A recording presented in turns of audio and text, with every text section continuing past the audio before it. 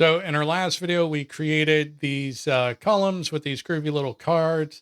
And what we're going to do now is we're going to expand on these cards quite a bit. So where we have them in this V stack, we're going to replace all that with a new component. And we're going to call that BoardCardBody.tsx. And the reason I'm calling that is because we're going to expand on this even more. And this is going to end up being the body of a board card component.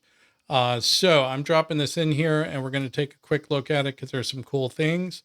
A lot of this you've seen before, H stack, V stack.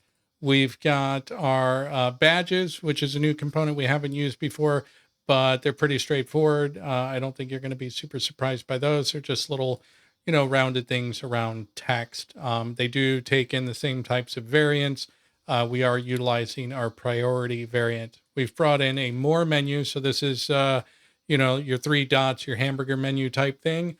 This is included with the Astryx Design System. So we've got a label, a size, and then we've got our items.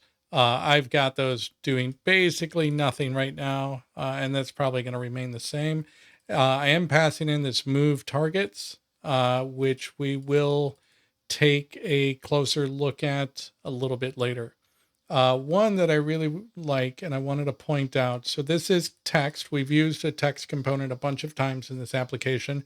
We've got our types and our coloring, and then we've got maxLines. So what this does is this clamps for us. So this is going to do our, ellipses, our don't let it extend beyond 2 lines in this case, which is really, really cool because I know I've written that CSS and gone and looked it up 1,000 times. So I'm really happy that they just incorporated that right into the text component where it belongs. So that's really cool. Excellent job, Astryx folks. So we're going to jump over to our Kanban board.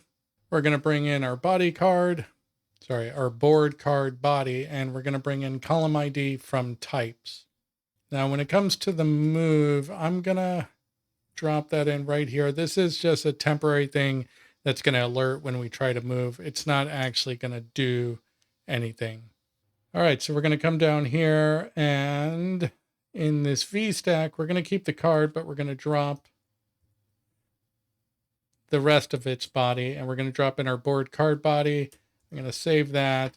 We're going to take a look over here, and cool. Now our cards are really starting to take shape. We've got our badges, and it's recognizing the priority based on the mock data that we created.